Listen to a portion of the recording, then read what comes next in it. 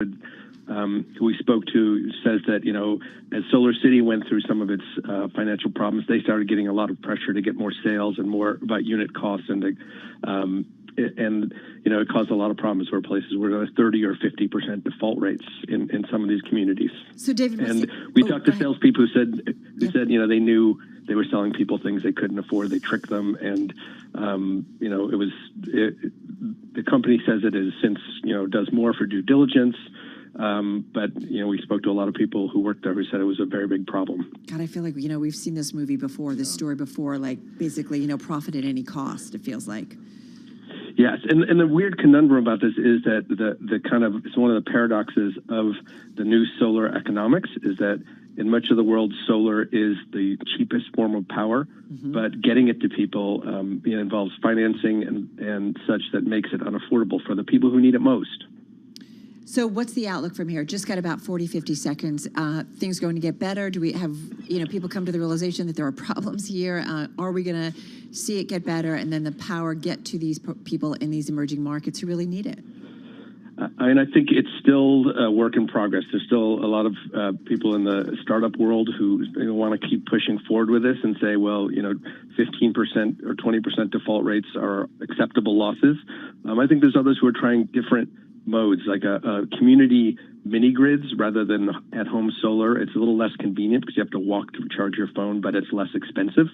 And there's some other financing models where they're trying would allow the companies to grow with help from development banks in ways that wouldn't force the kind of growth spiral to chase the next round of funding that led to some of these problems.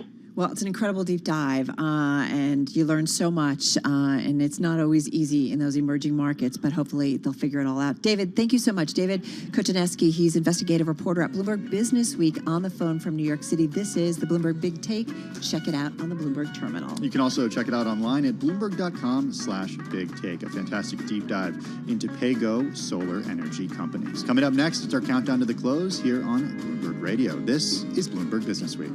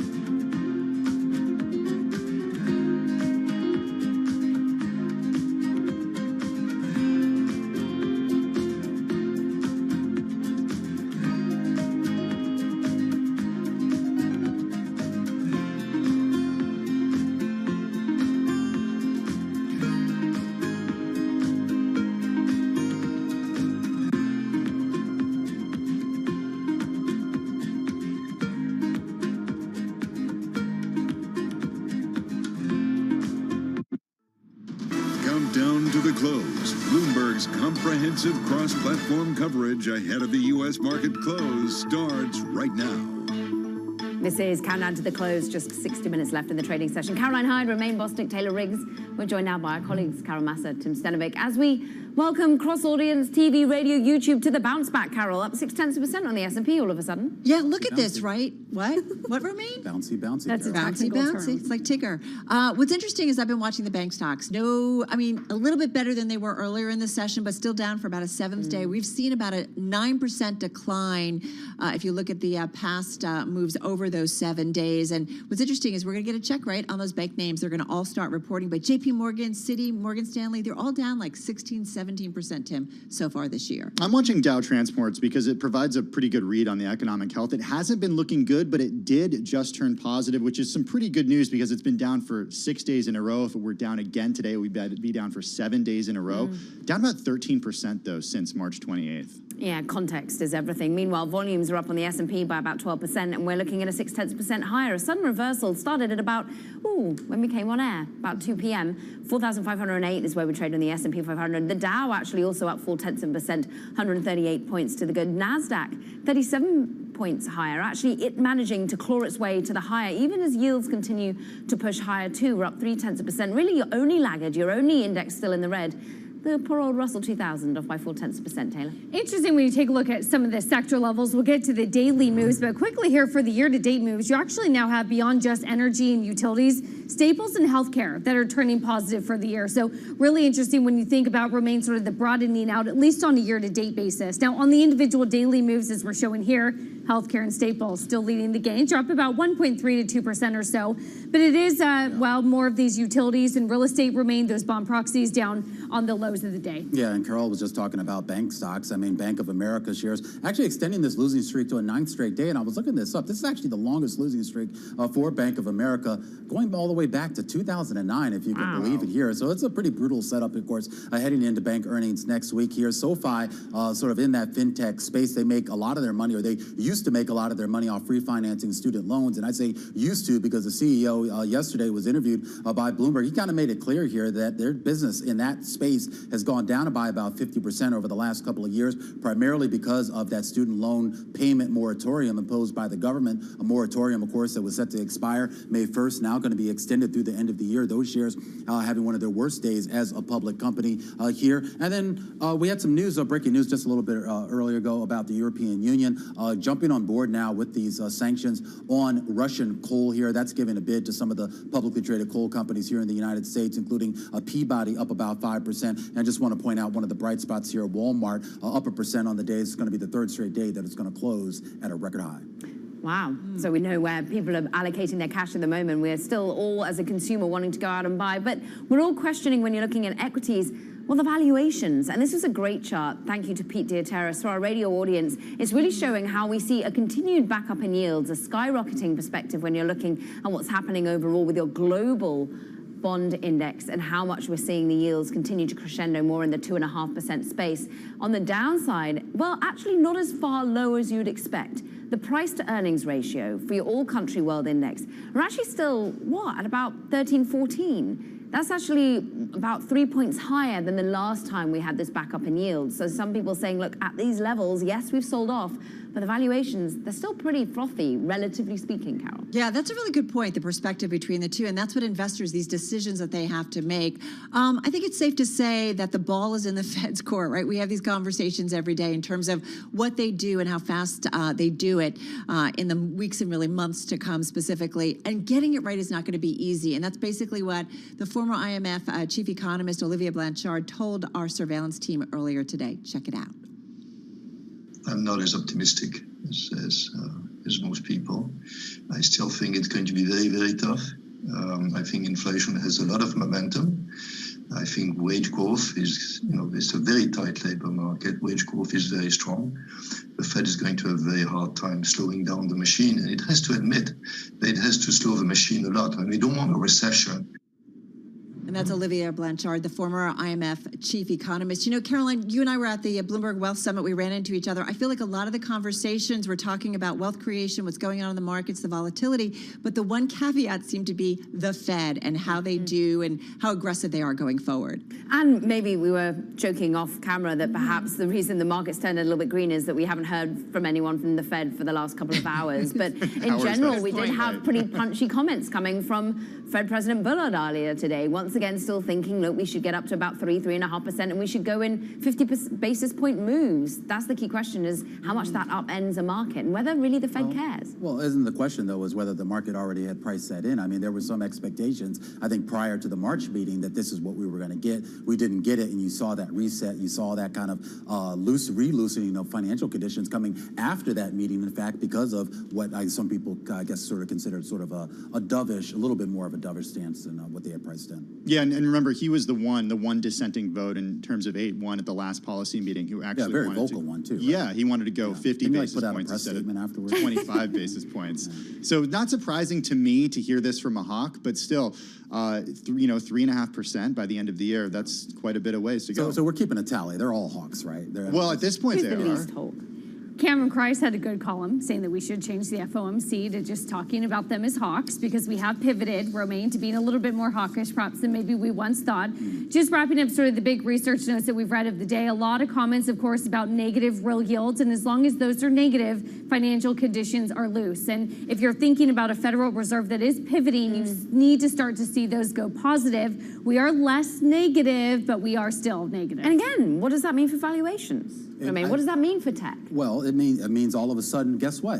Maybe bonds all actually become attractive again. Remember, it was like last year we were saying nobody wants to be a bond trader anymore. Everybody wants to be an equity trader. Maybe now the bond traders get their revenge. How much momentum does inflation have? I don't know, Tim. Next week, you didn't even let me ask the question. Okay. You didn't even let me finish the question. Romaine's hitting the buzzer too early.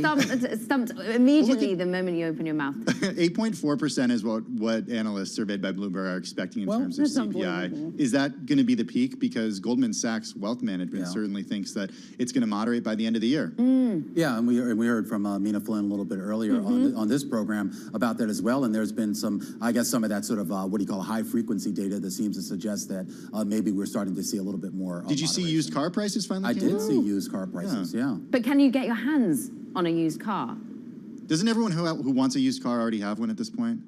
No. I don't know. I don't think so. I don't know. Sounds like you need Hard to to do get a a new survey. car too. Talk to me when new car prices come down. I don't know if they ever. And when you going get to. yours delivered. More to the point.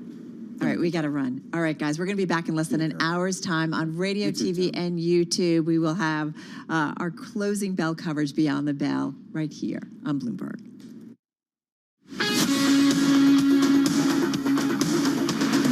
You're listening to Bloomberg Business Week with Carol Masser and Bloomberg Quick Takes Tim Stenovic on Bloomberg Radio. All right, folks, so we are definitely, as we just talked with our TV colleagues, definitely seeing some moves up towards the best levels of the day when it comes to equities. In fact, we are there. So slight gains, but definitely a different tone from what we saw earlier in the day. What changed?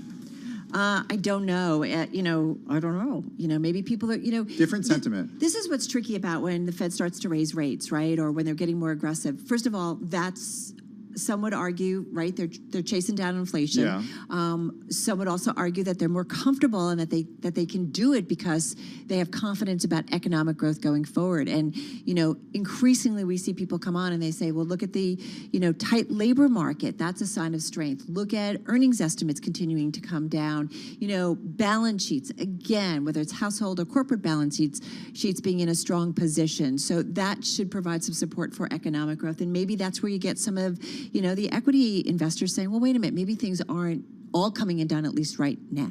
And what you talk about all the time, Carol, where else are people going to allocate their money right now? And, like a Warren Buffett and Berkshire Hathaway, where, some stocks have really been beaten up. And if you have enthusiasm and an optimism, maybe longer term, you're saying this is a buying opportunity, maybe for some particular names, possibly even the broader market. Question is, what happens next week when we get that year-over-year CPI number for the month of March? 8.4% is what analysts surveyed by Bloomberg are expecting. Excluding food and energy, 6.6%, so still high. All I would say, it's the outliers. If it comes in much much, much hotter or it comes in much, much weaker. That's when you start to change the narrative that's out there. Let's get to Washington, D.C. for a check of the latest world and national news with Nancy Lyons. Hey, Nance. Hey, Tim. Judge Ketanji Brown Jackson will be the first black woman to join the Supreme Court. She was just confirmed this afternoon by a Senate vote of 53 to 47. Senate Majority Leader Chuck Schumer says it's a joyous day for a nominee who is well-deserving. Every step of the way, the judge has proved herself exceptionally qualified and thoughtful and prepared to serve on the court. Schumer says today is a milestone that should have happened generations ago. All but 3 Republicans voted against her, admitting she was well qualified but too liberal. Defense Secretary Lloyd Austin and Joint Chiefs Chair Mark Milley today have been pleading their case for a $773 billion budget request before the Senate Armed Services Committee. Ukraine is at the center of their pitch, as we hear from Bloomberg's Irv Chapman. Secretary Austin characterized the effort in Ukraine. Putin is now focused on the south and east of the country. And our goal is to make sure that we give the Ukrainians everything that they need as fast as we can get it to them. And we're pushing it so that they can be successful in that fight as well. General Milley added, "There's a significant battle yet ahead. It's an open question right now how this ends." So far, Milley said, there's no sign of Russian willingness to negotiate a way out. In Washington, Irv Chapman, Bloomberg Radio. At the Masters at Augusta National, Cameron Smith sits alone at the top at 4 under par. Tiger Woods is tied for 10th at 1 under. You can stay tuned to Bloomberg for hourly golf updates and a special wrap-up of the day's action. That'll be tonight at 11 p.m. Eastern Time here on Bloomberg Radio. Global news 24 hours a day on air and on Bloomberg Quick Take, powered by more than 2,700 journalists and analysts in more than 120 countries. I'm Nancy Lyons. All right, Nance, thank you so much. You are listening to Bloomberg Business Week. Carol Massar, along with Tim Stenovic in our interactive broker studio. So $110,000. You could go work for Citi as a first-year analyst. Yeah. Or you could become a trucker at Walmart. This is pretty incredible. I was shocked when I saw this number. Walmart ramping up its pay for its truckers as the retailer seeks to shore up staffing amid a nationwide need for drivers. So, Carol, in-house truckers are going to be able to earn between $95,000 and $110,000 in their first year at the company. That's what a Walmart spokesperson said on Thursday. At the high end, it's 26% higher than the previous average for new drivers. Veterans of the Walmart private fleet can earn even more, the company said in a statement. median pay for heavy and tractor-trailer truck drivers was $47,130 in 2020, according to the Labor Department. This is also really tough work. You are one of these truck drivers. You are away from your family for the majority of time. You are spending, it goes without saying, spending a ton of time on the road. One thing that I think you have to also buy your cab in some cases. I don't know how it works the case for Walmart, but yeah. I know that for other companies, that's how it works. The U.S. has a shortage of 80,000 drivers, Carol. That's according to the American Trucking Association. Walmart employs about 12,000 truck drivers, had to hire 7,000 over the last 2 years, including a record 4,500 in 2021, according to the Walmart spokeswoman. So we mentioned the median pay for heavy and tractor-trailer truck drivers, so that pay bump definitely pushing Walmart truck drivers further ahead of typical U.S. levels. This is all, call it another supply chain, if you will, having enough workers. That was the other thing that came up in our discussions at Bloomberg Wealth, that, everybody's watching the Fed, but also in a sign of strength, talking about the tight labor market, but everybody is competing for workers in all walks, including Walmart and its drivers. This in-house program that Walmart is offering, Carol, you can also save the cost of a commercial driver training, which can range between $4,000 and $5,000 versus people doing it independently. So even more ways to entice potential drivers there. Walmart shares, by the way, they're up another almost 1% today, and they're up about 5% in the past 5 trading days. So we've seen certainly an upward move into that name. This is Bloomberg.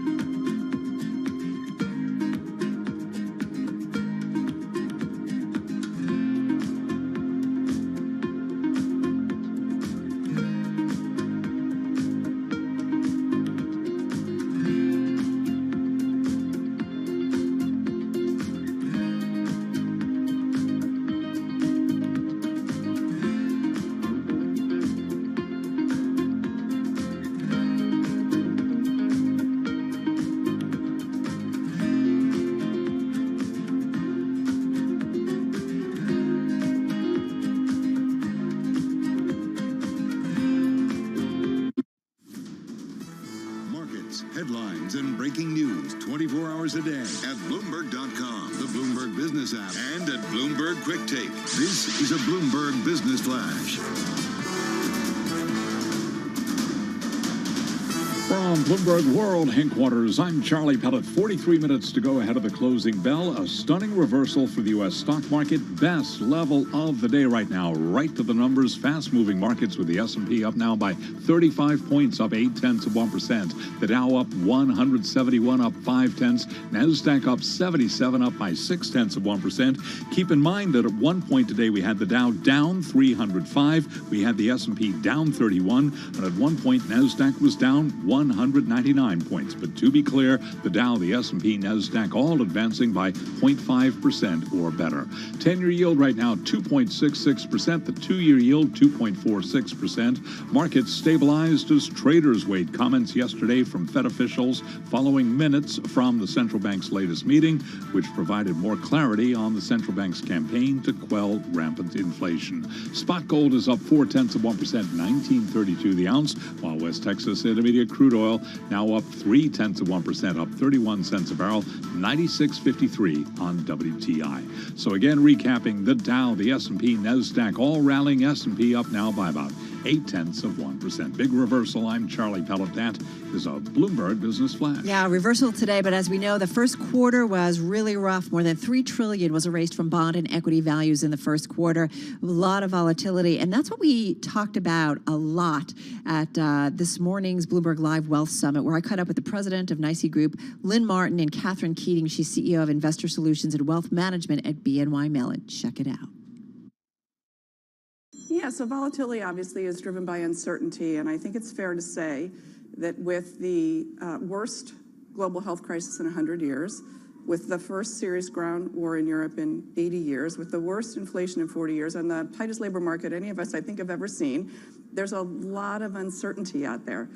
And so, you know, you focus on what you think will guide you going forward. And so what do we really focus on? We focus first and foremost on inflation and interest rates. Interest rates are the foundation for valuing all financial assets. We focus clearly on geopolitics. We did not anticipate this event in February. Normally, a geopolitical event, markets tend to respond, tend to go down and then rebound very quickly. That's what happened after 9/11. And actually, you did see the market. It was a tough quarter, but it was a better March than February.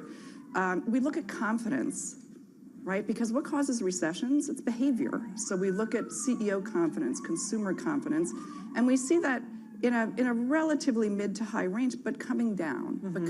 So we watch that. And then the last thing we look for, and you sort of hinted at it with commodity markets, is we look for where could there be leverage in the system. When Russia defaulted in 1998, there was leverage in the system. It turned out it was leveraged currency bets. In 2008, there was leverage in the system. It turned out that it was in mortgages. Do we see that kind of leverage in the system? Not necessarily, but what are we watching closely? To your comments, commodities. And leverage matters because that's what tends to lead to a more dramatic decline. Right. So Lynn, come on in on this, the volatility that we saw in the first quarter.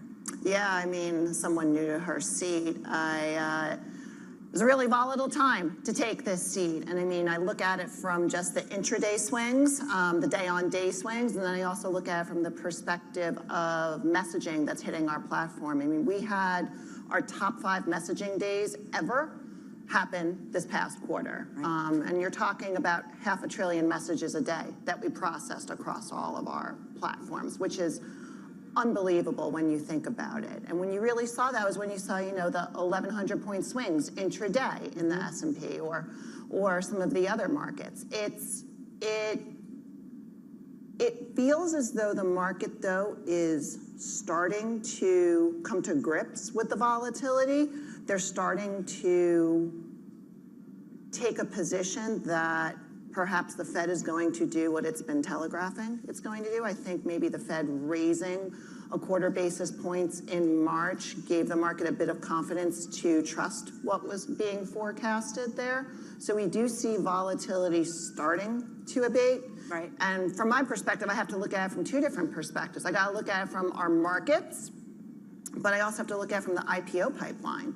How's that going? Yeah, and volatility, as you can imagine, when there's a lot of uncertainty in markets, volatility is going to weigh on those companies who are looking to go public because, they're a bit cautious about bringing their companies to market at a time when they can have these huge intraday and day-on-day swings.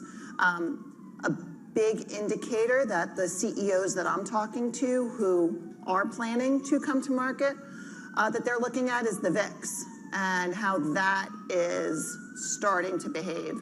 When you see it go below 20, that's when the CEOs that are in our pipeline are like, yeah, maybe I can now start to think about coming to market. And we ended the quarter just around 20. Correct. I think a couple of weeks ago was the first time that we saw it dip below. So having a lot of conversations with those companies that we know are part of our pipeline. One thing I thought about in terms of the first quarter, there's volatility and then there's chaos, right? We've seen chaos in the financial markets. I mean, let's go back to the financial crisis and other times where you really felt like, oh my God, the system is coming undone. It's an important distinction because I think about the exchange. It functioned, right? Absolutely. And I think about 2 years ago, in particular, when you had the pandemic, when we triggered in the U.S. equity markets the market-wide circuit breakers, which are a halt when the S&P dips below 7%, and then reopens, and then further dips. We had to halt the market 4 times during that period. We haven't had to halt the market. This is just the market finding its footing. And our job as an infrastructure provider, as a marketplace, is during times like this, we need to remain open, we need to have orderly trading, we need to have efficient trading because we need buyers to meet sellers, sellers to meet buyers, and to do so in an efficient fashion. All right, that, of course, was Lynn Martin, president of the New York Stock Exchange Group, and Catherine Keating, she's CEO of Investor Solutions and Wealth Management at BNY Mellon. It's interesting, Lynn talked about the VIX, how important that is for companies maybe watching whether to decide to take a company public, and talked about it coming at 20 or below 20. Right now it's at 21.64. So we have seen it kick out now on some of the volatility. That's something that Crystal C talked to us about on Quick Take earlier today. Once the VIX is above 20, you don't see a lot of M&A, you don't see a lot of IPOs, SPACs. Right, like you don't... More so IPOs and SPACs, less about M&A. Yeah, you don't want to... And SPACs are way down. There's SEC oversight and regulation. Double digits SPACs this year, whereas last year was like hundreds by this time. Right, but and part of it is, the SEC coming in with, looking some greater oversight, but it's been a tough market environment. Anyway, check out that full conversation. You can find that at BloombergLive.com. Carol Massar, Tim Stanovec, this is Bloomberg Radio.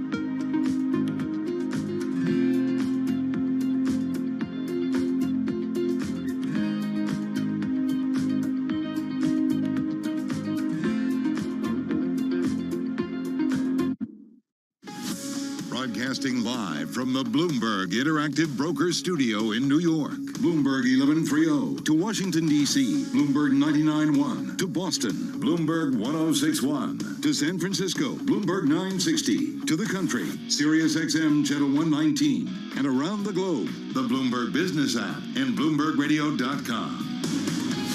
This is Bloomberg Business Week. Yes, indeed. You're listening to Bloomberg Business Week. Coming up, we're going to talk about the international cover of the magazine. Sarah Fryer is a big tech team leader joining us here in the Bloomberg Interactive Broker Studio in the flesh. She's here in New York City. First up, don't we have to go to Charlie? Yeah, let's get to Charlie Pellet for a check of what's going on with the markets. Hey, Charlie. Well, hello there, and here's what's happening. Stocks higher, big rebound for the U.S. equity market, right to the numbers. Fast-moving markets, 28 minutes to go. S&P up 30 now, higher by 0.7% at the worst level. Have been down 31 points. That was a drop of 0.7%, but to be clear, we're now higher by 0.7. The Dow, which had been down more than 300, now higher by 133, up 0.4. NASDAQ up right now by 58, higher by 0.4%. 10-year yield 2.65%, 2-year yield 2.46%. Markets are stabilizing as traders weigh comments from Fed officials today, following minutes yesterday from the central bank's latest meeting, which provided more clarity on the bank's campaign to quell rampant inflation. Gold is up 0.3%, $19.30 the ounce, while West Texas Intermediate crude is up 0.5%, $96.70 a barrel on WTI. House Speaker Nancy Pelosi has tested positive for COVID-19, but is not currently experiencing any symptoms. The 82-year-old Pelosi is fully vaccinated and had tested negative earlier this week. She was at the White House yesterday afternoon in close proximity to President Biden and other top members of Congress at a bill signing ceremony. Meanwhile, states from Arizona to Maine are deploying billions of dollars in federal aid to hospitals in a desperate attempt to retain and recruit overworked healthcare professionals facing the threat of yet another spike in COVID cases. Dr. Chris Beirer is a professor of epidemiology at the Johns Hopkins Bloomberg School of Public Health, and this morning on Bloomberg Television and Radio, he told us boosters remain key. We are seeing a significant number of infections in people who are vaccinated, lower in people who are boosted. The Israeli data shows pretty clearly that you get a further significant reduction in deaths from people who've had a fourth dose. That's part of why the U.S. has made that recommendation. It's based on the Israeli data. The numbers are not huge in terms of deaths. It's still well under 1%, but you don't want to be in that 1%. Dr. Chris Beirer of the Johns Hopkins Bloomberg School of Public Health, which is supported by Michael R. Bloomberg, founder of Bloomberg LP and Bloomberg Philanthropies. And that's a Bloomberg Business Flash. All right, got it, Charlie. Thank you so much. New issue of Bloomberg Business Week. It is out. The international cover. It is about how the far right is setting the terms of the upcoming French election, one meme at a time. Sarah Fryer is big tech team leader for Bloomberg News. She's also the author of No Filter, the inside story of Instagram. She's with us in the Bloomberg Interactive Broker Studios. She is one of the bylines on the international cover story. You can check it out on newsstands on the Bloomberg and at Bloomberg.com/businessweek. Joel Weber is editor at Bloomberg Business Week. He's with us in the Bloomberg Interactive Broker Studio as well. Joel, I want to start with you. So it looks like social media companies learned a lot from the 2016 and 2020 elections and have been able to rein in extremists and misinformation. You're funny. So France is about to have an election. Emmanuel Macron obviously has been the French president, and there's a lot of interest in what's unfolding here because I think many people from America probably are like, he's got that in the bag. And it turns out not so much. And the far right in France, which has always been a force to be reckoned with. Even last time, Marine Le Pen, and he basically went down to the wire. It's shaping up that far right has had the ability to make Macron move more in their direction. Extremism, racial grievances have all come to the fore, and this has really been a tactic that has been emanating from Eric Zemmour's candidacy. And Zemmour, you may not hear about him again after this. We don't know where he'll stack up. Polling suggests maybe towards the back, but he's had a real powerful force in this election, and it may end up helping Le Pen. We'll have to see how all this plays out. But the social side of this is what I thought made it such an interesting story, because you're right. It still is clearly this smoldering garbage fire, and the internet has been filled with misinformation politically. So, Sarah, tell us, what haven't things changed? What hasn't the companies cracked down on this and figured it all out? Why are we still talking about this? What's so interesting is France isn't even one of the countries that the companies have ignored. They've been focused on French elections and been focused on trying to deal with the possible spread of misinformation and with what they call coordinated inauthentic behavior, which is their jargony term for when there are bot networks by foreign governments trying to influence an election. This is not a bot networks from Russia situation. This is a group of fans of Zemmour who are coordinating their posts to appear at the same time and then basically hacking the news feed to get their message to appear super mainstream. And then their supporters end up getting invited on television, end up becoming part of the mainstream. And in doing so, these really extreme theories, this racial grievance, all these things that used to be fringe are being brought into the mainstream. What do you mean, Sarah, by the term hacking the news feed? Well, the way these systems work, they build upon whatever's getting a lot of attention. You know, Will Smith lands a slap at the Oscars. Heard it's about trending. that, yeah. You heard about that, Yeah. right? So that's what's happening in France. Basically, these supporters, they'll have somebody write an op-ed on Teachers for Zemmour, and then everyone in their Telegram chats, everyone in their WhatsApp groups will get sent this link. They'll all post it at the same time. Suddenly, it's trending on Twitter. Suddenly, this teacher that wrote the op-ed gets invited to talk about it on television. Suddenly, his students and everyone else have seen it. And that's really how it's been working. The way the campaign manager for Zemmour explained it to us, that's what motivates those fans. They realize they can impart their will on the world. Right, and really control the narrative and that multiplier effect. We only have about like 40 seconds. So what is it? I thought the companies were, the social media companies were supposed to figure this out. It's about their systems that's the problem. They can't just play whack-a-mole on the worst, most triggering content. It's about their systems, and if they don't understand how their systems work, we're going to have another situation like the January 6th insurrection violence, if not in France, then in the next country where this happens, because it will happen again. This is a plan now. Right, whack-a-mole, you'll never catch up, right? Like, unless you go to the infrastructure. What were you saying? No, I mean, it just seems like a repeat of what we talked about 2 years ago and 6 years ago at this point. When does it stop? I don't know. Dun dun. And the other thing I'll mention here: Twitter, YouTube, Meta, Facebook. It's happening everywhere, right? Yeah. TikTok, like it's not just one company. It's not, and it's totally like this misinformation campaign. We'll see where it unfolds here, but we've seen it before. All right, Joel Weber, Sarah Fryer, the international cover. Let's go to Nancy Lyons in Washington, D.C. Hey, Nance. The Supreme Court will have its first ever black woman justice. The Senate confirmed federal judge Ketanji Brown Jackson's nomination by 53 to 47 bipartisan vote. Senate Majority Leader Chuck Schumer says her confirmation is historic in more than one way. We should take a moment to note that Judge Jackson will be the first and only justice with experience as a public defender. We're proud of that, and America is proud of that.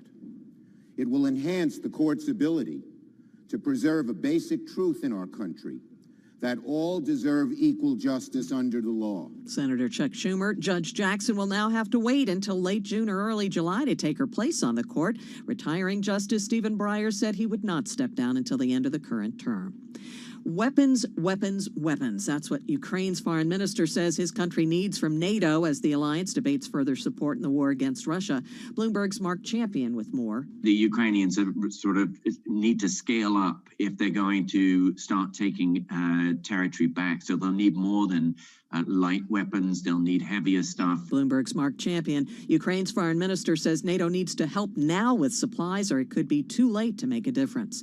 The U.S. Congress today stripped Russia of its normal trade status and banned imports of its gas, oil, and coal. At the Masters, Cameron Smith is leading at 6 under. Tiger Woods even and tied for 19th. Stay tuned to Bloomberg for hourly golf updates and a special wrap-up of the day's action tonight at 11 p.m. Eastern here on Bloomberg Radio. Global news 24 hours a day on air and on Bloomberg Quick Take, powered by more than 2,700 journalists and analysts in more than 120 countries. All right, Nance, thank you so much. Speaking of updates, we've got an update from the Bitcoin 2022 conference that's underway in Miami. A couple of stories. Got to do this one because I think it was a read spike, right? Yeah, this was a read spike. This story coming out just a few minutes ago, Peter Thiel blasting Jamie Dimon, Warren Buffett, and Larry Fink as the, quote, finance gerontocracy.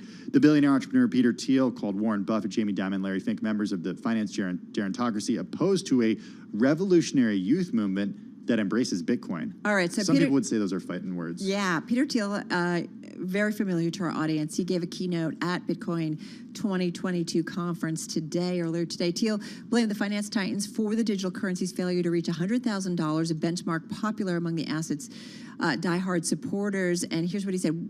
What is it going to take for this to happen, he asked, before pinning blame on Warren Buffett, who is now 91, whom he called a sociopathic grandpa, well as, yeah, that's rough. These are Peter Thiel's words. I'm just reading, guys, because it's the most read story on the Bloomberg in the past hour, as well as Dimon, the 66-year-old chief executive officer of JP Morgan Chase, and Larry Fink, who's 69, who runs, of course, as you know, BlackRock. All three have said that they are skeptical of Bitcoin or digital currencies in general.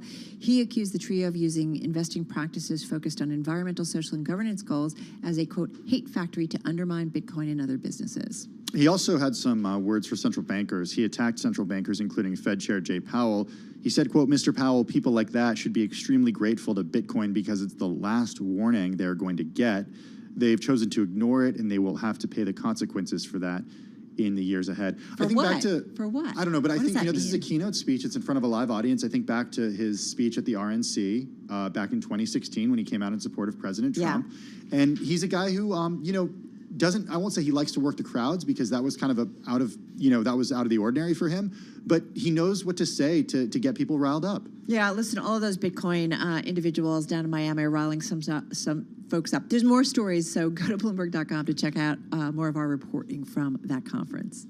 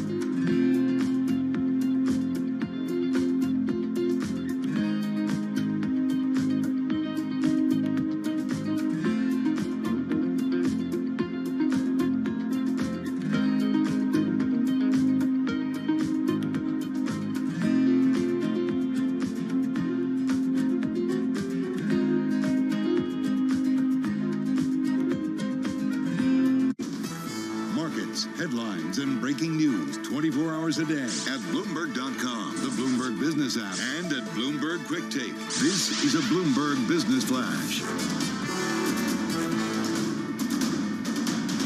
From Bloomberg World Headquarters, I'm Charlie Pellet. Best level of the day right now for the U.S. stock market. The Dow up 202 points, have been down as many as 305. 13 minutes to go ahead of the close. Big reversal. We've got the Dow Jones Industrial Average up by 0.6%. S&P now higher by 0.9%. The S&P at one point was down 0.7%. NASDAQ rallying 83 points, up by 0.6%. Markets are stabilizing as traders weigh comments from Fed officials today, following minutes yesterday from the central bank's latest meeting, which provided more clarity on the bank's campaign to quell rampant inflation.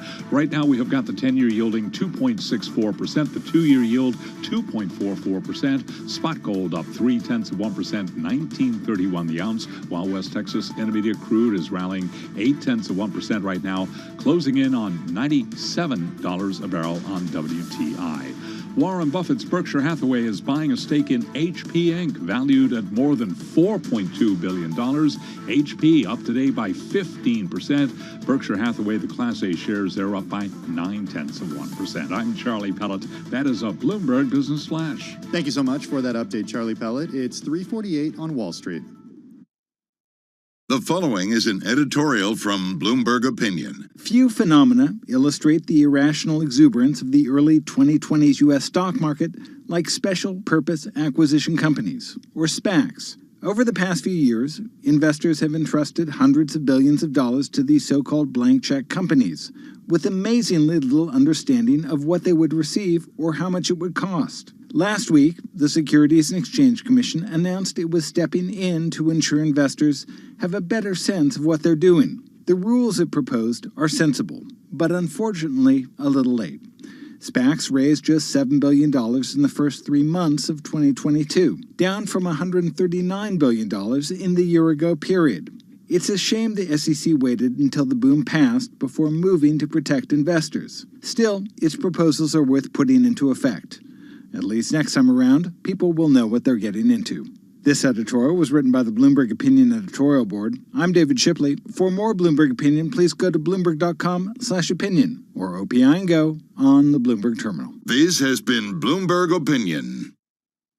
I'm driving in my car. How about you let me drive? Oh, no. Who's gonna drive you home? Honey, please, I'll do the driving. Drive on. Excuse me, I want to drive. It's the question that drives us. This is the Drive to the Close. That funky music will drive us till the dawn. On Bloomberg Radio. So we're just about 10 minutes away from the closing bell on this Thursday, and we have seen buying in the last hour or couple of hours here. Certainly a change of tone from what we saw earlier in the day. We're just off our highs of the session. You heard Charlie talk about really the bounce back. We have had some pretty significant trends, more than 2.7% on the Dow Transports, about 2% on the Russell, 2% on the NASDAQ 100. So we are definitely seeing some big moves just in today's session. Let's get into it with Caterina Simonetti, Senior Vice President and Private Wealth Advisor at Morgan Stanley Private Wealth Management. Caterina joins us on the phone from Philadelphia. How are you, Caterina? Good. Tim, thank you for having me on. Yeah, well, thanks so much for joining us. How do you make sense of a day like today where we see, declines for most of the day, and then just this sharp turnaround happened just before 2 p.m., and now we're up 0.6%. So a lot of volatility today. How should we read into it? Tim, you can't be more correct. Lots of volatility, and I suppose this kind of just sums up for what the investors and all of us are hoping for, some type of soft landing, although it might be difficult to achieve. But we have to remind ourselves that the rate hikes that we're seeing and that we're preparing ourselves for don't necessarily lead to recession. They lead to higher volatility. And this is precisely what we saw in the market today. We see this higher volatility, not even in the daily moves, but in week-to-week moves. We see big rallies, big pullbacks. In our view, we are in the bear market, and those bear market rallies that we should get used to for the remainder of the year, present a lot of buying opportunities, but they also, make investors quite nervous because of the even inner day volatility, like what we saw today. How does an investor know when it's a buying opportunity in an environment like this, which you describe as a bear market rally? Well, the uniqueness of the market today is that, when we see these sell-offs, right, when we look at the week ago happen, what is unique about the situation that we're seeing right now is that both stocks and bonds are selling off, almost at the same time. And it's not something we see very often, but we have seen this before. And this sets us up for the move where stocks and bonds both rally together. And we don't want investors to necessarily be overweight in risks, but we want them to be able to recognize these opportunities. And when things get bad or when volatility gets high, this is where we want to step in. This is where we want to trade into this volatility. But we have to be really smart about it. We have to be defensive. We have to be very strategic. This is not the time where investors should be taking positions in broad indexes. This is definitely a stock picker's market where we have to look at the equities that were not necessarily, top performers in the last couple of years in this bull market that we all benefited for, but the types of companies that are positioned defensively. Examples would be real estate, commodities, financials, healthcare, dividend equities, because, we also have high inflation to consider. This is a very unique environment for us and for investors for sure, and real yields make all the difference in the world. So bottom line, though, you still think this is a bear market? Absolutely. Carol, we view this as a bear market, but bear market presents very attractive investment opportunities. For me, as a private wealth advisors, I would prefer positioning portfolios for my clients during the bear market versus during the bull market any day. Because is your point, Katerina, that listen, you're thinking longer term, and at this point in a bear market, like we saw Warren Buffett, Berkshire Hathaway, buying shares of HPQ, that there are a lot of things that you think longer term are really attractive, and they're kind of on sale right now. Absolutely. That is the only way we should be looking at this. We should be approaching this market from the strategic perspective. We have to be selective. We have to look at earnings. We have to look at valuations. The growth is going to slow down. This is just a reality. In addition to this, geopolitical risks add this variable, this unpredictability that we didn't expect. And this puts pressures on every single area of the market, but this also allows us to position portfolios defensively, to overweight quality, to overweight yield, and look long term. And, if we do things correctly, a couple of years from now, we're going to reap the benefits. Katerina, we were talking a little bit more about maybe what we think as defensive may be changing. Was it Creedy who talked about materials and energy? That it was. Kind of the new defensives? Right, the EM or the ME, as Mike helped her out with. So do you agree with that, Katerina, that in terms of what might be considered defensive plays at this moment might be a little bit different than how we've looked at it in the past? I absolutely agree with this point, but I also think that the inflation that we're seeing right now adds that new element to the defensive plays. Like, let's take real estate, for example. It traditionally is viewed as a very good inflation hedge, and this is not to say that there are not risks. We are absolutely expecting volatility in that sector as well, but the real yields that investors will be getting from holding, position in defensive asset class like this, or in dividend equities that are high quality, overweight in the specific sectors. So absolutely, I think that the defensive game and the defensive positioning of portfolios has changed, and there's a different playbook for the bear market rallies or for the bear markets in general. But the sectors that you've mentioned absolutely are positioned very well. So what gets us out of this bear market, just in the last 30 seconds we have with you? Well, I think that what we can't lose track of is that there is a lot to be excited about. Is that we had hot growth over the last couple of years. We are having high inflation right now, but we're expecting that the nominal GDP is going to be decent. So we are encouraging investors to not miss the big picture. And, we still see a lot that we like, and we have to view this economy as the total picture, not just here and now. And so, we think that we are going to get out of this bear market sooner rather than later. All right, we're going to leave it on that note. Hey, Katerina, good to catch up with you. Katerina, Simonetti. She's Senior Vice President and Private Wealth Advisor at Morgan Stanley Private Wealth Management, joining us on the phone from Philadelphia. And Tim, we've just got about 3 minutes left and definitely off our lows of the session here. Yeah, we saw quite a reversal happen just before we went on air, but off our highs, but still S&P 500 up 0.4%, Carol. Yeah, and it's interesting, despite, continuation volatility. I was just looking at the VIX. It's just down about half a point at 2170. And so staying near that 20 level, but nonetheless, some big moves here, certainly on individual averages. All right, right now we're going to be joined by our Bloomberg TV team for Beyond the Bell, live on Bloomberg Radio, Bloomberg TV, and YouTube. We're counting you down to the close on this Thursday.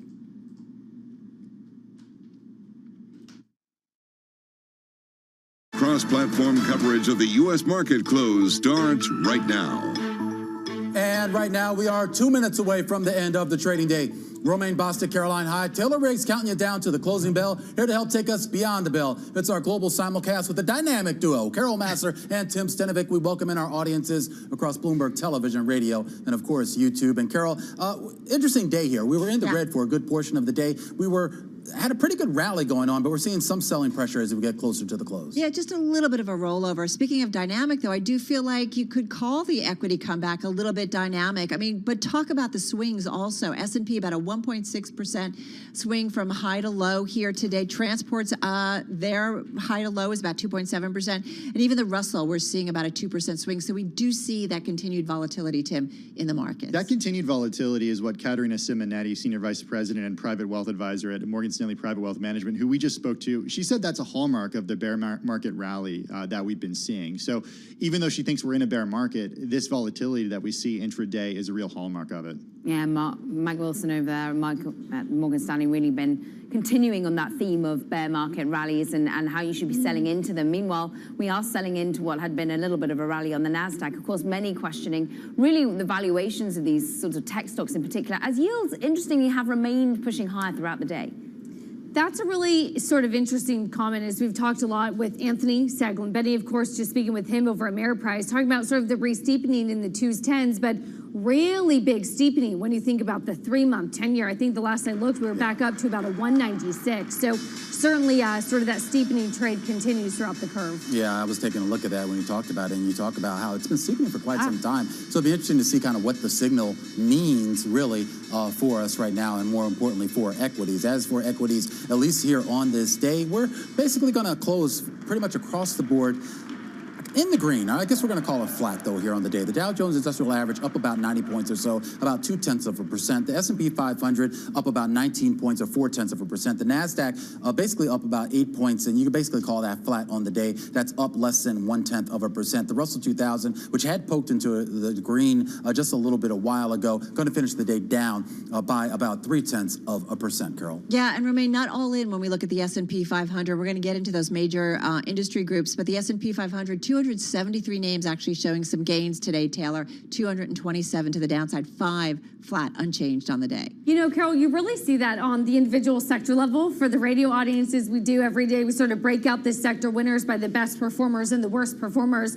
And you do sort of get that classic mix, but it does feel interesting when you take a look at the composition. On one hand, it feels pretty defensive when it's food and staples, and it's some of these household products. Those are up anywhere from 1.25% to 2%. But there's some energy in there as well, and some technology. When you think about some of that hardware equipment, those are also up about 1.3%. So that composition and the mix is interesting. You come back down to the bottom, though, and really all about a yield story, Carol. We can't escape it. Real estate and banks and media, of course, really reacting to higher yields on the day. Those are off about 0.7% to 1% on the day. Well, Taylor, in the meantime, you see some big name investors putting some money to work, and I'm thinking about Warren Buffett and his Berkshire Hathaway. This was certainly a standout in the S&P 500 today. HPQ is the ticker. HP, we're talking about Warren Buffett and his Berkshire Hathaway. Did you see, Carol, did you see what the likes of Peter Thiel have been calling him? Yeah, I know. Saw that. We were talking about that. Sociopathic grandpa. Not nice. Jamie as Dimon. Taylor would say. Not Larry nice. Fink. Untickety boo. What did you say, when Taylor? it comes to Bitcoin. I think he's just a little sour that Bitcoin hasn't hit 100,000. Well, he said it's their fault. It's their fault. Yeah. Not embracing Really? it He enough. said they're the ones Generational holding, divide. they're the ones embracing it. holding it back. How old is Peter Thiel? Mid-50s. Oh. Everybody else is okay. older. You think if he was like 70 or 65, he might not be saying this? I don't know. Look, all I'm going to say is he was doing this in front of a live crowd. Whipping them up. Yeah, I said that it reminded me of his comments pays to in be a troll, 2016 when he spoke at the RNC, right? He really came out of his shell then. And his shell? Yeah, he wasn't really a very vocal person when it came to politics before that. I think it surprised a lot of people that he did that, and he's been a lot more vocal since then. Bitcoin does that to people too. That's what it is. I'd love to put him together with Warren Buffett and that team, right? And like just see the sparks go back and forth. All right, so I mentioned HPQ. It's up about 15%, as we heard. Berkshire Hathaway buying what? Another stake, now valued about $4.2 billion. The biggest individual shareholder in that company. Costco, top of the NASDAQ 100. They put out better than expected March total comp sales, up about 17.2% versus an estimate of 11.2%. Bunch of analysts jumping on board and raising their price target. That stock up about 4%. And it's a record high, right? Yeah, a record high, thank you. And we also saw HPQ hitting a record high in today's session. And Lamb Weston Holdings. Well, that was because what? Buffett bought into that, right? Does Thiel own a stake in that as well? Are you listening to anything Carol says? I feel like I'm at home. Nobody listens to me. The dogs, the husband, the kid. Is there an issue here? All right, this one is for everybody. Maker of frozen French fries, Lamb Weston, LW is the ticker, up 8%. They came out with some upbeat third quarter numbers. I feel like French fries are recession-proof, right? Absolutely. Totally. They're up about 30% since mid-March. Taylor nodded her head in agreement. What do you think? Crisscross fries? Crinkle, which one? Let's not get into that debate again. No. No mashed potatoes. We don't have enough time. I love that Tim is from y'all. California because he also calls them crisscross. There we go. Who's next? Tim, take it away. Me, okay. Shares of Ford finished the day lower by 2.9%. Barclays analyst Brian Johnson downgraded Ford from overweight to equal weight. He said the company appears vulnerable to the ongoing chip shortage. We've heard a lot about that, of course. It hit pickup production and likely commodity inflation. He actually said that it's possible that Ford came into 2022 with actually only about a third of its commodity needs locked in. So keep an eye on that one. He actually downgraded the entire auto sector as well. Keep an eye on shares of Discovery Inc., down 3.5% today. The mega merger with Warner Media, the owner of CNN, HBO Max, and huge movie catalog, is expected to close tomorrow. We did get some detail when it came to Discovery CEO David Zaslav on the company's post-merger leadership team today. So are all those streaming services going to merge? Like well, so we don't have any details yet. Because I have a lot of those, strategy. and I pay different fees for each one of them. Oh, gosh. So can we merge those? You are the generational divide on this program. I don't know, though. I have to say, I did look at my credit card bill last night, and I actually found out that we're paying for a streaming service that I didn't even know we were paying for. Ooh. Yeah. Which one was that? Wow. Paramount Plus. I think we signed up for it for football a few months ago. You're such a big football fan? My wife is. Oh, okay. Yeah, she's the football. Well, this is the season for it. She's a Bengals fan. So oh, yeah, I know. That's why we're doing it. That's why we're paying. That's why I didn't realize we were still paying for it. Let's end on Twitter. Down 5.4%. Down for a second day in a row. Shares down. They were up nearly 60% from March lows just a couple of days ago. So a little bit of selling happening, Romaine. Yeah, a little profit taking, right? If we want to call it that. All right, sure. Maybe progress in baseball. Isn't it the first day of baseball? It today? is. I think I heard Matt Miller say. Meanwhile, not that I know anything about baseball, what I do know is the dollar index is on higher on the day. Let's go cross that up for a moment because this is a story, once again, of as we try and digest a more hawkish Federal Reserve, that means pressure on the US dollar up for a sixth straight day. Longest winning streak since we've seen in June 2021. Up 0.2%. Basically every other commodity-related pair is on the downside. Canadian dollar, the loonie off by 0.3%, the Aussie dollar off by 0.5%. Less dramatic moves, but certainly still moves in one direction. That's as we see oil pull back a little bit for a third straight day. We see oil on the downside as we perhaps worry more about future growth as the Fed gets more hawkish. And we also look at the IEA and some other strategic pulling out of those reserves. Nat gas, though, got to lift up higher, more than 6%. Is it because it's absolutely freezing here in New York? I don't know. But anyway. And I'm looking at metals sort of pair some of their highs of late. Sovereign bonds, a very mixed picture. Greek yields were pushing higher, so too in Canada. But Asia, maybe a little bit of buying, Taylor. You see a little bit of yields higher, at least here, Caroline, in the U.S. with full faith and credit, but a little bit less so than we had earlier this morning. Huge lift up earlier on in the day, but you're still ending about 5 basis points higher. But we have continued to talk, Carol, about sort of the steepening of the yield curve because the 2-year yield is actually falling 2 basis points on the day, perhaps maybe digesting some of the comments that we've gotten from a lot of the central bank speakers, if you will. Yeah, we had a bunch of Fed speakers, a couple of them really talking about inclusion when it comes to labor gains. Remember when the Fed was kind of all hot and heavy about it, and you do wonder how much they're going to give up, focusing on to make sure that every sector of the labor market gains at this point, or are they just going to really focus on fighting inflation at this point? Well, 8.4% is what we're expecting next week when it comes to CPI, excluding gas, excluding energy and food. It's set to come in under 7%, but the big question I think for the Fed is, does it peak now? Is this the peak? And I've been asking that same question for months at this point, and we keep seeing higher numbers come in. Yeah, and I mean, I think sometimes some people are making a little bit too much hay out of some of the rhetoric. Overall, it seems like the overall trajectory and where a lot of people thought we would end up at the end of the year, that's still relatively intact. Whether some of that gets front-loaded, maybe that's causing a little bit of agita or not, but the end result looks like it's still going to be the same. I mean, it's also unprecedented times, right? We understand what perhaps a rate rise does. We don't always understand what a quantitative tightening does, and at the pace of more than 90 billion a month, and to what end that ends up getting us. But all we do see, as this chart so plainly tells us, is the US is out in front when it comes to other central banks, and certainly Europe. Still, how can they start to tackle inflation when they still see their economy upended by the war in Russia and Ukraine? I think it's Warren Buffett calling. He's got some words for Peter Thiel. Yeah, come firing back, Warren. Exactly. Stay tuned. Stay tuned. All right, guys, we got to run. That's a Billionaire wrap. cat fight. So I just looked up crisscross fries. That's just waffle fries, right? Right, but in California, we call them crisscross fries. Aren't they This is like tomato. And you know, Taylor grew up in Northern California. I grew up in the Central Coast, so there's even regional differences as to how we say things too. Oh, cool. Yeah. You guys are so we'll save that for nuanced tomorrow. here in America. We're going to So talk about that tomorrow on Beyond the Bell. Exactly. With vinegar or not, or with mayonnaise? How do you do it? Oh, gosh. Oh, come on. The French way with mayonnaise. Someone end this show now. I'm going to end it. All right, that's going to do it for our cross-platform coverage. So long. We will see you same time, same place tomorrow.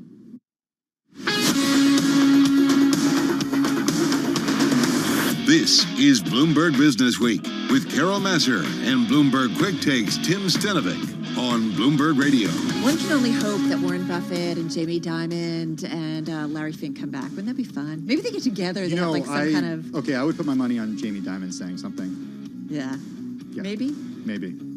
We shall see. All right, right now we got to get back to world and national news. Nancy Lyons has lots to cover. She's in D.C. Hey, Nance. Thanks, Carol. The U.S. Senate confirmed the nomination of Ketanji Brown Jackson as a justice of the Supreme Court, with 3 out of the 50 Republicans voting with the Democrats. Bloomberg's Irv Chapman has more from Washington. Senator Cory Booker was presiding to begin the series of 3 procedural votes. Is it the sense of the Senate, the debate on the nomination of Ketanji Brown Jackson to be an Associate Justice of the Supreme Court of the United States shall be brought to a close? For the final result, Vice President Kamala Harris presided. The yeas are 53, the nays are 47, and this nomination is confirmed. Democrats cheered and applauded. The Republicans who were still in the chamber exited.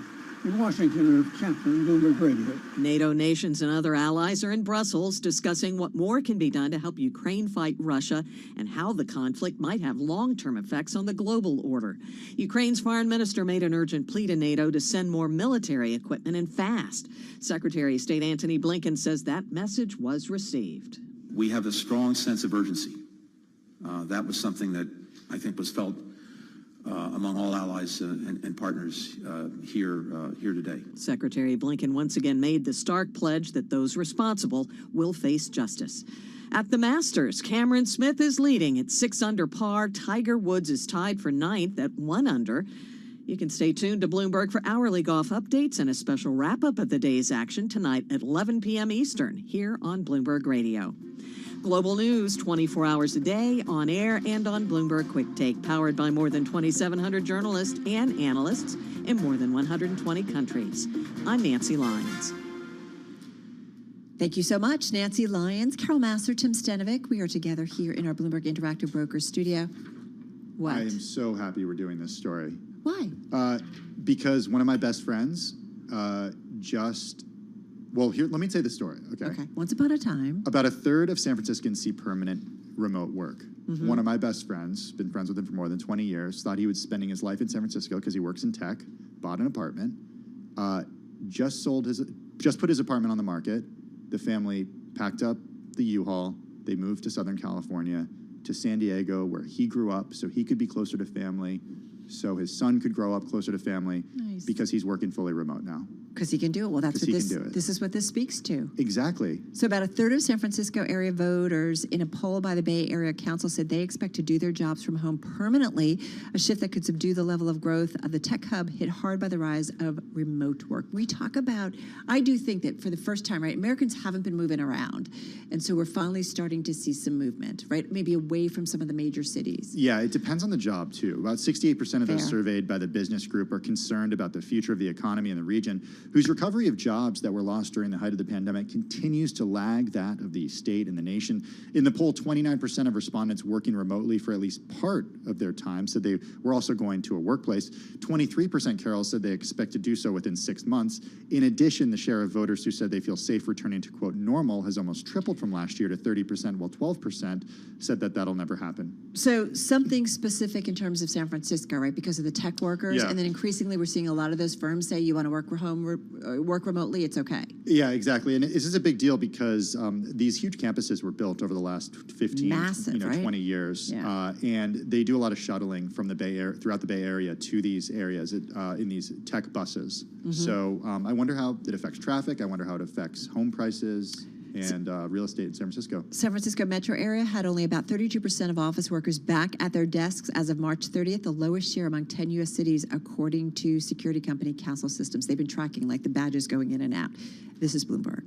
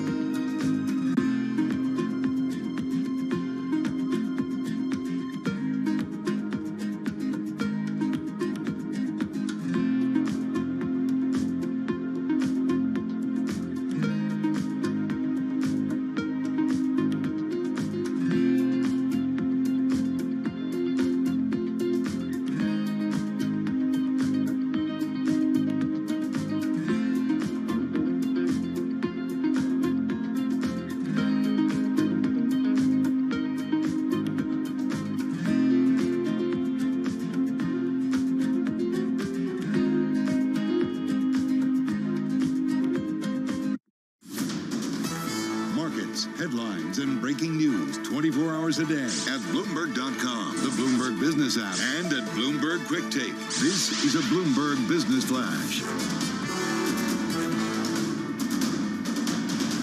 From Bloomberg World Headquarters, I'm Charlie Pellet. A rebound Thursday. Stocks closed off session highs, but still green on the screen after spending much of the day in the red. Markets stabilized as traders weighed today's comments from Fed officials following yesterday's minutes from the central bank's latest meeting, which provided more clarity on the bank's campaign to quell rampant inflation. S&P up 19 today, up by 0.4%, reversing earlier losses. The Dow was up 87, up by 0.3. NASDAQ higher by 8 points, a gain of about 0.1%. 10-year yield 2.64%. Gold up today by 0.3%, $19.31 the ounce, while West Texas Intermediate crude was up 0.7%, $96.93 for a barrel of West Texas Intermediate crude. So it was an up day today for the Dow, the S&P, and the NASDAQ Composite Index. Warren Buffett's Berkshire Hathaway is buying a stake in HP valued at more than $4.2 billion. HP shares up today by 14.7%. Berkshire Class A shares up by 0.5%. I'm Charlie Pellet. That is a Bloomberg Business Flash. All right, Charlie, thank you so much. So yesterday, if you were listening, we hope you were. If not, you should check out our podcast feed because we talked with Mehran Gribetz, co-founder and CEO of InterCosmos, which is a neurotech company, creates a brain-computer interface to really rebalance the brain. They're really looking at a new way of treating and alleviating cognitive disorders. Well, it does feel like overall, Tim, a lot is brewing when it comes to disruption and innovation in the healthcare and life sciences space. And our next guest company invests in growth stage life sciences technology companies. So let's get to it. Michelle Dipp is co-founder and a managing partner of BioSpring Partners. As Carol mentioned, it's a company that invests in growth stage life sciences and tech companies. Michelle joins us via Zoom from New York City. Michelle, how are you? I'm doing really well. Thank you so much, Tim, and thanks to you, Carol. I'm so happy to be with you today. It's really incredible because we've approached life sciences investments from a few different areas. We've talked about it on Bloomberg Business Week a lot when it comes to real estate because it's one area of corporate real estate that's actually booming right now. And I'm wondering from your perspective, what are the trends that you're seeing right now when it comes to investing in these types of companies? Yeah, absolutely. I mean, we're really excited by the way that technology is completely changing and, of course, improving healthcare. Really, the three main themes that we're looking at right now is ways that technology is improving R&D or research and development. The second way is manufacturing. And the third, of course, is delivery of healthcare. I think a lot of us have maybe even used telemedicine in the last couple of years during the pandemic. Yeah, I got to say I have, and what a treat, because when you think about sometimes you just can't get to the office and sometimes it's over something little that maybe you don't need some kind of exam or what have you. And it's just amazing what can be done. Having said that, you talk about technology improving R&D. What are the kind of companies that you're looking for? Yeah, absolutely. I mean, we're looking for companies, frankly, that are using genomics to change R&D. And oftentimes what they're doing is they're improving the efficiency of clinical trials. So you probably know the human genome was sequenced over 20 years ago, and we were all waiting for a tools revolution to come because of that. And it didn't happen because we really needed the cost of genome sequencing to decline. We also needed it to be much faster than it had been once it was discovered. But now we're using genomics to diagnose and treat diseases like cancer. 10 years ago, we used to talk about lung cancer in terms of small cell, non-small cell. Now it's characterized by using about 30 genetic mutations. So it's really just changed tremendously. And so, what does that mean for patients? It means more accurate diagnosis, earlier treatment, better prognosis. So we're specifically focused on companies that are using, software, machine learning, and genomics. It does feel like, we talk about this, Michelle, but the personalization of medicine, and we've talked about it certainly on air when it comes to autism, right? There is, we know this, a spectrum, but that is true too for some major diseases. It's not, a cookie cutter, way of treating people, and especially when it comes to cancer. It's all kind of very, very different and needs to be, in many cases, kind of catered to the individual. You're absolutely right. And that's something that we're only just now starting to tease out. And the human genome has just really elucidated a lot of that. And it's important, right? Because it means that it to your point in terms of an autism spectrum, for other diseases as well, it may completely change the type of treatment that you get. Number one. Number two, of course, you can diagnose much earlier.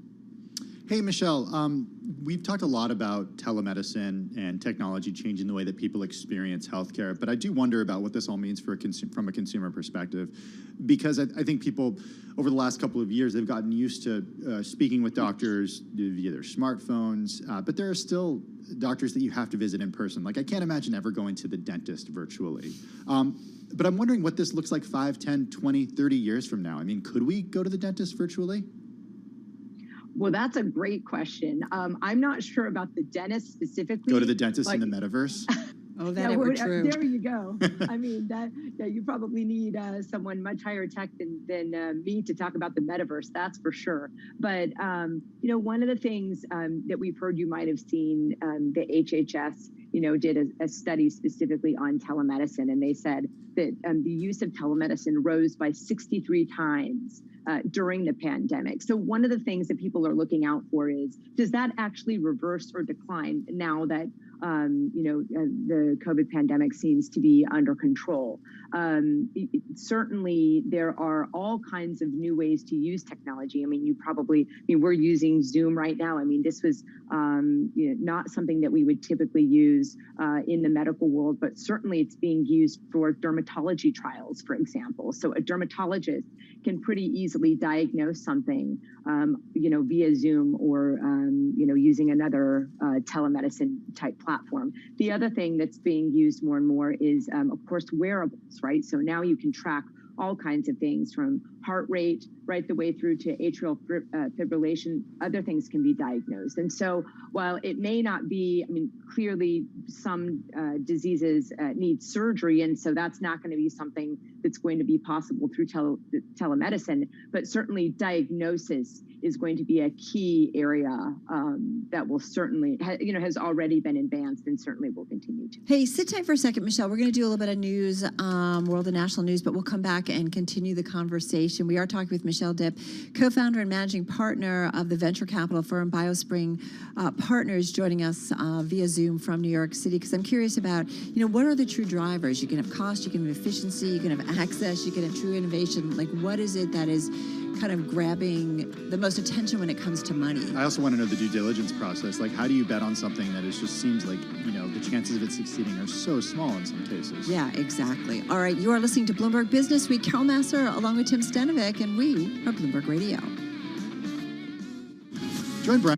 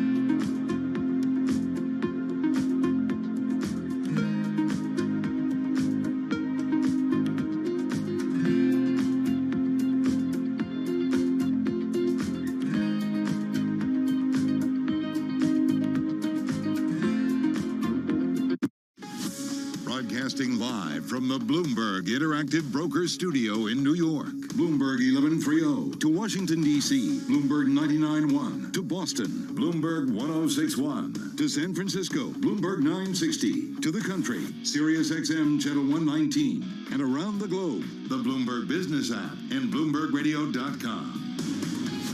This is Bloomberg Business Week. So we're going to get back to Michelle Dipp, co-founder and managing partner over at the VC firm BioSpring Partners, really tapping into life sciences technology. Because I do feel like, Tim, we talk so much about disruption, innovation, certainly with fintech and, you name it. Healthcare space, it feels like there obviously has been innovation, but it feels like there's a lot of things that could be changed and improved. Yeah, and venture capital is all about making, a number of big bets and knowing that some will fail. But I still want to know about how she makes those decisions about what companies to support. So we're going to have all that and more in just a few minutes. In the meantime, a check of how that trading day ended up and some more business news. Here's Charlie Pellet. Thank you very much, Tim. It was an up day. We spent much of the day in the red, but by the time it was all done, the Dow, the S&P, NASDAQ all advanced. Do want to begin, though, with a headline out of Albany. New York has reached a $220 billion budget deal. It is the state's largest ever. S&P up today by 19 points, higher by about 0.4%. The Dow advanced 87 points, up 0.3%, overcoming a 305-point loss.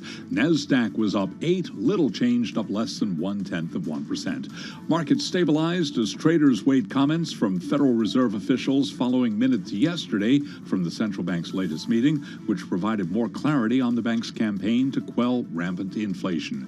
10-year yield 2.64%, the 2-year yield 2.45%. As for the rate outlook and the Federal Reserve, Caterina Simonetti is Senior Vice President at Morgan Stanley Private Wealth Management, and she was our guest right here on Bloomberg Business Week. We have to remind ourselves that the rate hikes that we're seeing and that we're preparing ourselves for don't necessarily lead to recession. They lead to higher volatility, and this is precisely what we saw in the market today. S&P 500 index higher by 0.4%. Gold up 0.3%. 19.31 the ounce. West Texas Intermediate crude up 0.7, 96.90 for a barrel of WTI. Shell says its withdrawal from Russia will result in $4 to $5 billion of impairments, while also warning investors that extreme energy price volatility in the first quarter could hit cash flow. ADRs of Shell today higher, ended up with a gain up by 0.2%. Recapping stocks advanced, S&P up 19, up by 0.4. I'm Charlie Pellet. That is a Bloomberg Business Flash. All right, Charlie, thank you so much. We want to get back to Michelle Dipp. She's co-founder, managing partner of the venture capital firm BioSpring Partners. She is still with us on Zoom from right here in New York City. I know you had a question. Do you want to go? Yeah, Michelle, we talked to venture capitalists, right? And they're thinking about, okay, cloud technology or cybersecurity, and they're making bets on companies that can help protect other companies from hackers. We know that technology is needed and that technology exists. And it's still a challenge for them because they have to, bet on the right horse. But I feel like when it comes to growth stage life sciences technology companies, it's kind of a different animal. It seems, a little bit harder to try to make a bet on something that might not even have proven technology at this point. Can you take us through how you separate the good companies from the ones that you pass on? Sure, absolutely. So one of the things that we do is we try to identify themes that we think will be long-term and durable. And then within those themes, we actually get to know our companies for a number of years before investing in them. So it's a little bit less riskier, as you point out. It's very hard to determine whether or not a fundamental technology is going to work or not. So we actually typically wait a little bit for there to be a bit more proof. So we're looking for long-term durable themes. We invest in services, tools, and software. We invest in companies that already have a customer base. So we're looking for things like customer uptake, customer diversification, revenue diversification. We want those companies to have 10 million of top line revenue or more. They're typically growing by top line by 30% or more. And there's a path to profitability. Hey, Michelle, what do you think is driving innovation in the life sciences space and life sciences technology? Is it cost? Is it efficiency? Is it access? Is it true innovation? Is it better modalities of treatment? Like, what is it? Because life sciences, healthcare, that whole community, it's pretty entrenched, right? It's quite an infrastructure that's there. And I'm not saying that they're not open to innovation, but I do wonder what will ultimately drive the innovation and what will determine kind of where these investment dollars go. Yeah, that is just an excellent question. And, really, it's a combination of all of those things. But you probably have heard these numbers, especially given COVID. Pharmaceutical companies spend about $200 billion a year on research and development. That $200 spend is growing at about a 3 to 4% CAGR. And so anything that they can do to improve efficiencies is something that they're, really focused on. So if you can improve, for example, the efficiency of your clinical trial or the effectiveness of your clinical trial, you're going to use that technology to help you do that. One of the companies that we're invested in is called Path AI. They use software, machine learning, and AI to scan a biopsy slide. So it's probably obvious to you that instead of doing that manually, right, you can use software, and then it'll be, more accurate, more effective, and of course, it's a lot cheaper and faster. All of that translates into a more effective clinical trial. They sell that as a service to pharmaceutical companies who then better place patients into a clinical trial arm. But all of those things matter. It has to be accurate. It also needs to be faster and cheaper. So being better isn't enough anymore. It also needs to translate into dollars saved. How do we prevent another Theranos from happening? Good question.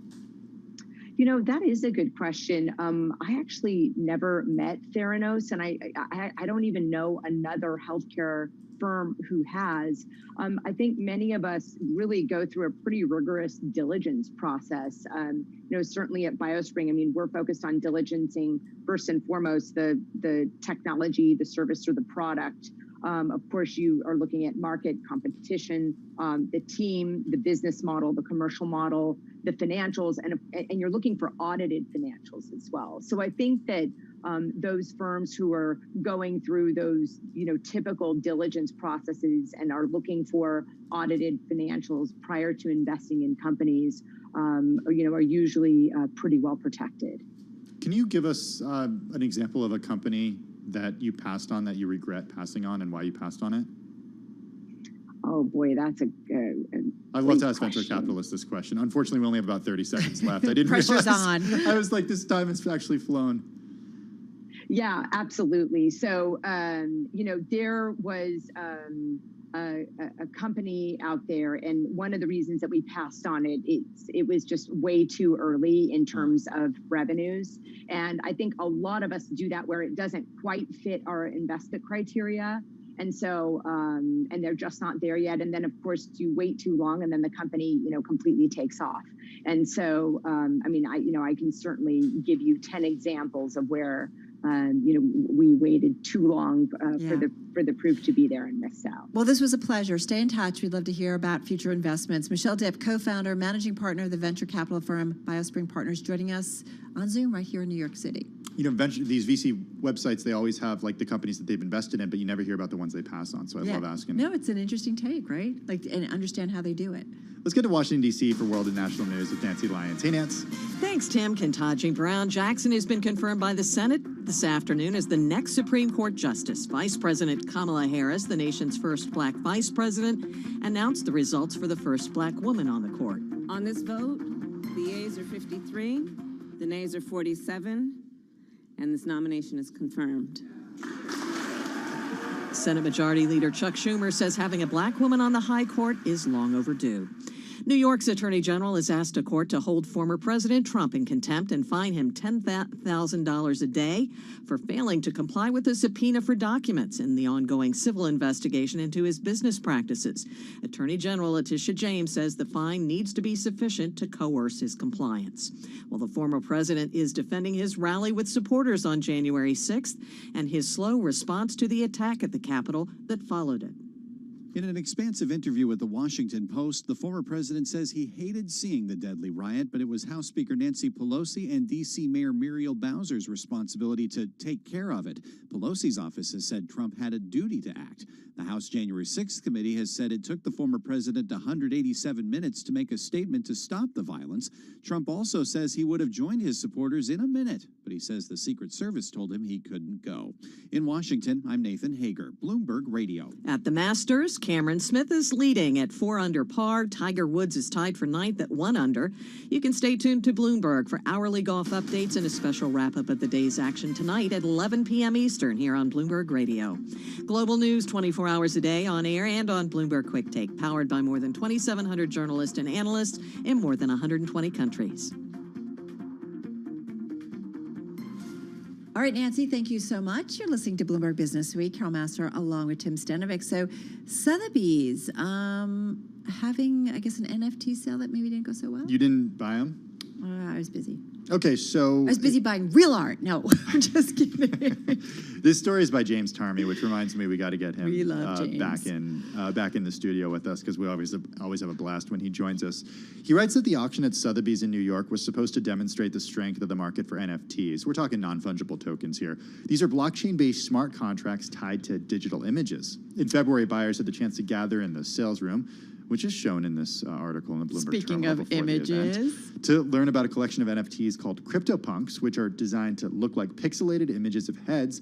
The auction house was set to sell 104 of them live. okay, so about 20 minutes after the sale was supposed to begin, a loudspeaker announced that it had been canceled. Sotheby's declined to say what went wrong. The most plausible explanation is that traditional art collectors just didn't show up. Instead, the bidders were likely seasoned crypto professionals looking for a bargain that they didn't find. Again, this is according to James reporting. For now, the whole debacle serves as a cautionary tale about the broader acceptance of NFTs. Just a sigh. That's what Carol's left with here. Please tweet at me at Carol Masser if you totally understand NFTs. It's interesting. We spoke Do to you the totally understand We NFTs? spoke to the U.S. CEO of eToro today on Yep. Quick Take Stock, and eToro's making a $20 million investment into buying NFTs for their platform. eToro is like a Robinhood competitor. It's an exchange. You can't right now buy or sell NFTs on the platform, but that's what they're setting it up to do.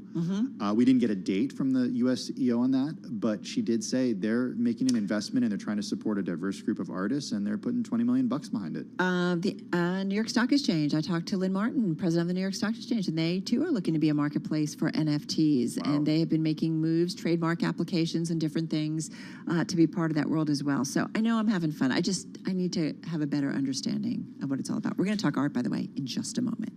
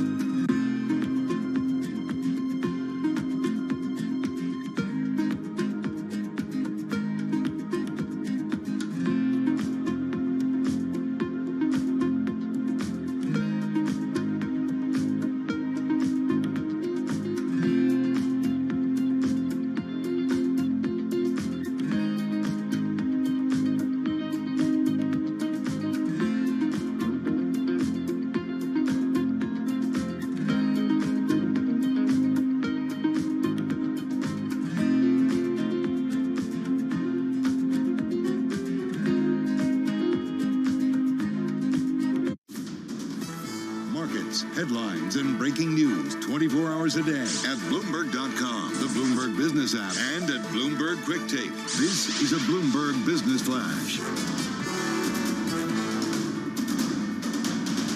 From Bloomberg World headquarters, I'm Charlie Pellet. Turned out to be an up Thursday. We had at one point the Dow down 305. It recovered big time, ending the day higher by 87 points, off session highs, but still a gain of about 0.3%. S&P picked up 19 points today, up by 0.4%.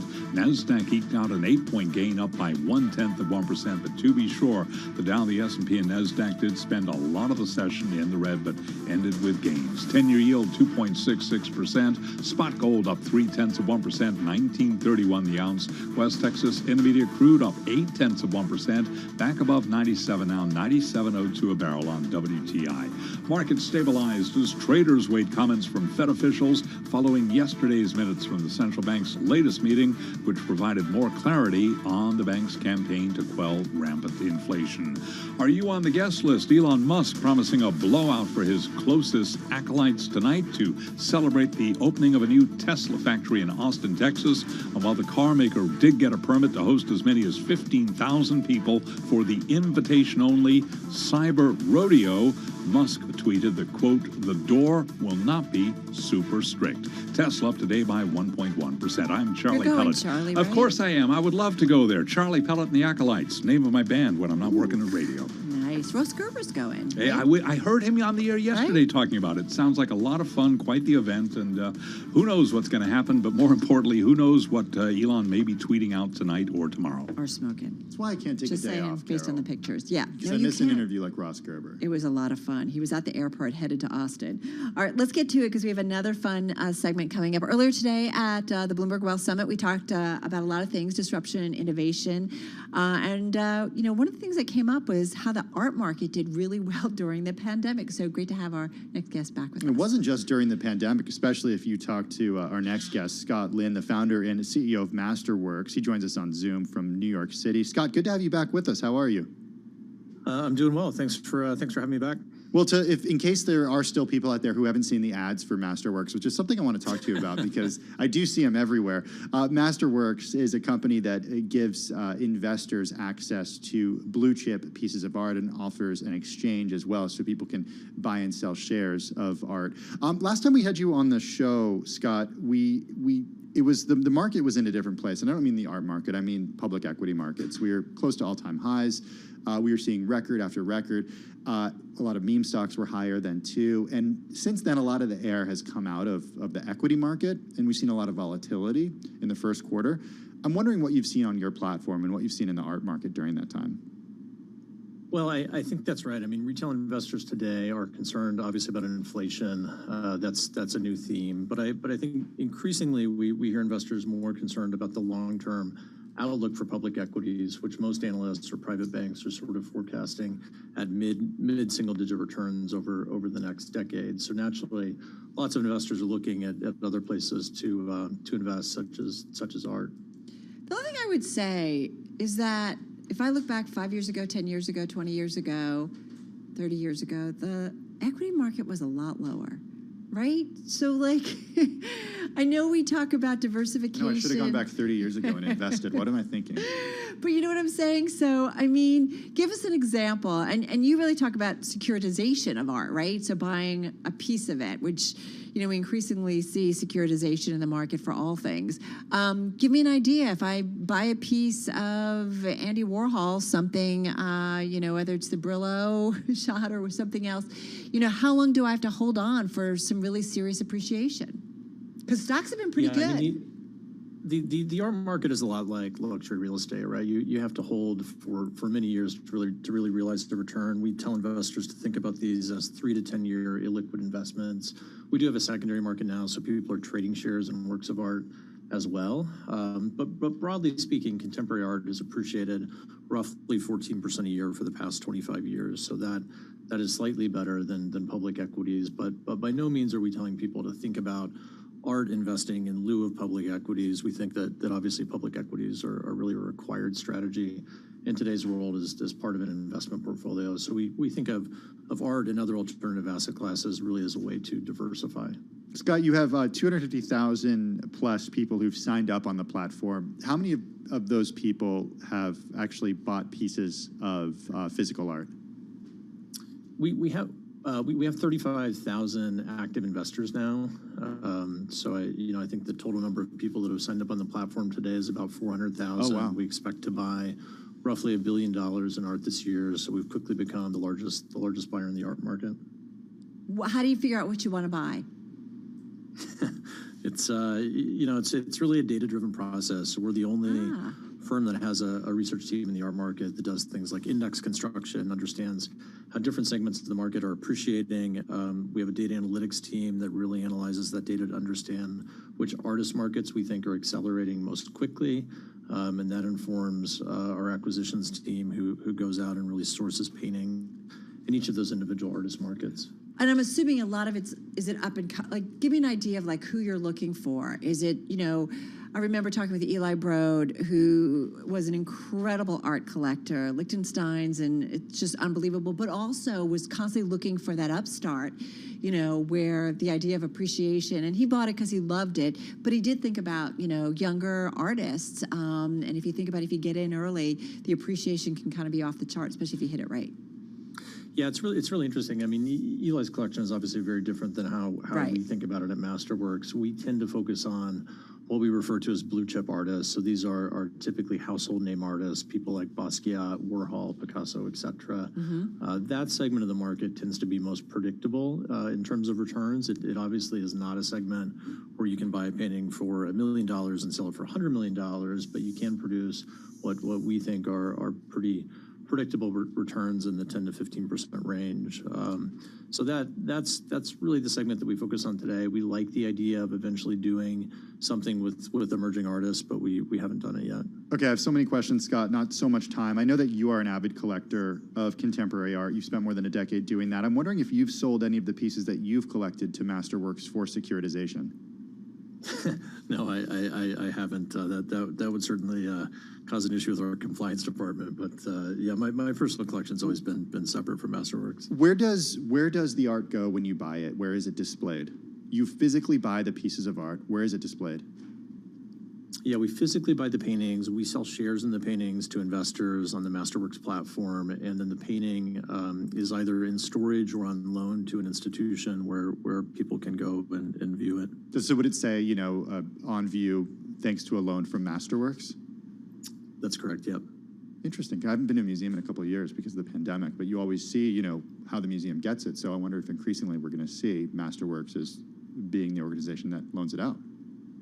Yeah, I mean, our goal long term is to really have thousands of people owning shares in these works and then loaning them out to museums or public spaces where everyone can see them. Hey, just got time for maybe one last quick question. Got about 40, 50 seconds here. Scott, you mentioned the number of investors signed up, 35,000 active investors. What does it cost to keep and hold on to? What's in terms of marketing and so on and so forth? You mean what are our carrying costs for individual paintings in terms of insurance, et cetera? No. But to acquire people to get on the platform, a lot of marketing and so on and so forth, and just got about 30 seconds. Yeah, I mean, we spend millions of dollars a month in online advertising really to attract and educate investors on the asset class. So we're advertising everywhere online, more or less. Hoping to, but you got to, right, in order to get it out there. Yeah, and it's really a new asset class that people aren't familiar with today. Well, fun to check in with you again. I know it's been, I think we checked in with you late last year. Yeah. So fun to catch up with you. Scott, thank you so much. Scott Lynn, he's founder and chief executive officer at Masterworks, joining us via Zoom from New York City. What do you think? It's cool. It's just in contrast to like NFT art, right, that we talk about. Yeah, last time we talked about NFTs and he was like, we're all about physical art. I'm kind of about physical art, but I'm also, older. We're old school. I like to see it up on the wall. Anyways, guys, for Tim Stanovic, busy day. Have a great evening. We'll see you tomorrow.